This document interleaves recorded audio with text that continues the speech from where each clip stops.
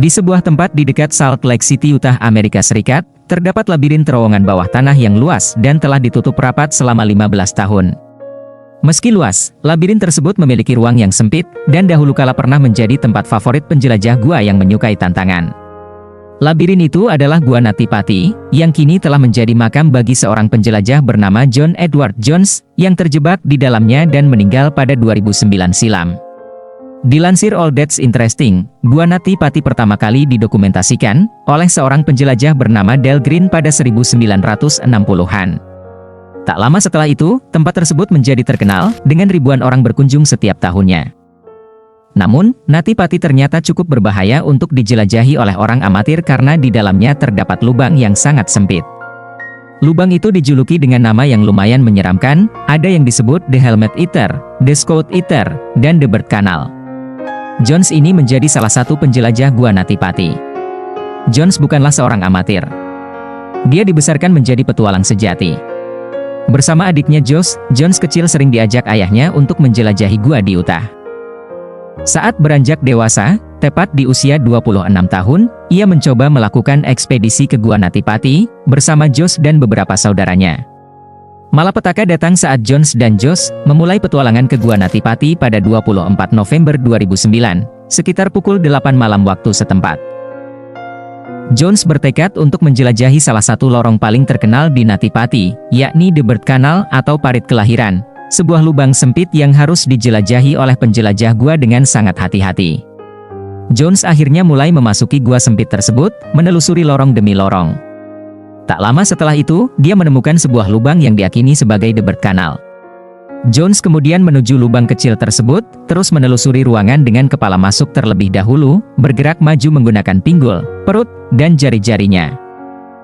Beberapa menit kemudian, Jones sadar bahwa dia telah melakukan kesalahan besar. Dia ternyata belum menemukan lorong The Bird Canal, tapi malah menyusup ke lubang sempit yang sebenarnya tidak memiliki jalan keluar. Di sana, Jones tidak punya ruang untuk berbalik menuju tempat sebelumnya, dia bahkan tidak bisa bergerak mundur. Dengan tinggi badan 1,8 meter, dan berat 86 kg, Jones kemudian mencoba menerobos lubang kecil di depannya yang berukuran lebar 25 cm dan tinggi 45 cm atau kira-kira sebesar lubang mesin pengering pakaian. Namun semua usahanya itu tidak ada gunanya. Jones terjebak 122 meter dari pintu masuk gua dengan kedalaman 30 meter di bawah tanah. Setiap gerak kecil Jones hanya memperburuk keadaannya. Dia tergantung tak berdaya dalam posisi terbalik pada sudut 70 derajat, sebuah posisi yang memberikan tekanan besar pada tubuhnya dan membuat upaya penyelamatan harus dilakukan sesegera mungkin. "Saya benar-benar ingin keluar," kata Jones saat tim penyelamat datang ke lokasi dia terjebak. Namun, berbagai ide yang dilakukan tim untuk mengeluarkan Jones dari lubang selalu gagal, mulai dari menggunakan minyak sayur hingga memakai bahan peledak untuk menembus dinding gua, semuanya sia-sia. Sebelum tim penyelamat datang, Josh adalah orang pertama yang menemukan Jones terjebak. Awalnya Josh mencoba menarik betis kakaknya, tapi tidak berhasil. Alih-alih keluar, tubuh Jones justru semakin tergelincir ke dalam lorong, terjebak lebih parah. Lengannya sekarang terjepit di bawah dadanya dan dia sama sekali tidak bisa bergerak. Dari sini, yang bisa dilakukan Jones hanyalah berdoa. Akhirnya, Josh bergegas menuju pintu keluar gua untuk mencari bantuan. Tim penyelamat pertama yang berhasil mencapai Jones adalah seorang wanita bernama Susie Motola, pada 25 November pukul 00.30 dini hari waktu setempat. Saat itu, Jones sudah terjebak selama 3,5 jam.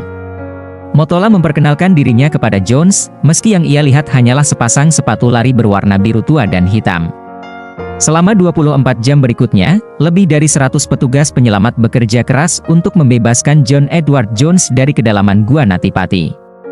Rencana terakhir yang mereka punya adalah menggunakan sistem katrol dan tali, untuk mencoba membebaskan Jones dari posisi berbahaya. Namun menurut Shawn Rowundi, salah satu tim penyelamat yang saat itu ada di lokasi, cara ini juga sulit dilakukan bahkan oleh penjelajah gua berpengalaman sekalipun. Sebabnya, sebagian besar lorong memiliki ruang yang sangat sempit. Waktu terus berjalan. Posisi Jones terjebak memberikan tekanan besar pada tubuhnya karena jantung bekerja sangat keras untuk memompa darah keluar dari otak. Tim akhirnya mencoba opsi terakhir ini dengan menarik tubuh Jones menggunakan tali yang terhubung ke katrol. Saat semuanya sudah siap, mereka menarik sekuat tenaga. Namun tiba-tiba dan tanpa peringatan, salah satu katrol putus. Roundi yakin katrol itu lepas akibat gesekan di dinding gua yang bertekstur tanah liat. Opsi terakhir ini gagal, dan tim tidak memiliki cara lain. 27 jam Jones terjebak di sana, dia akhirnya menyerah. Jones meninggal dunia akibat serangan jantung pada malam 25 November 2009. Keluarganya pasrah dan berterima kasih kepada tim penyelamat atas bantuan mereka meski nyawa Jones tidak terselamatkan. Pejabat setempat akhirnya menutup Gua Nati Pati untuk selamanya, seminggu setelah Jones meninggal. Tidak ada lagi orang yang masuk ke dalam gua mematikan itu. Mereka juga tidak pernah menemukan jenazah Jones yang masih berada di gua sampai sekarang. Dan Gua Nati Pati benar-benar menjadi kuburan bagi sang penjelajah, John Edward Jones.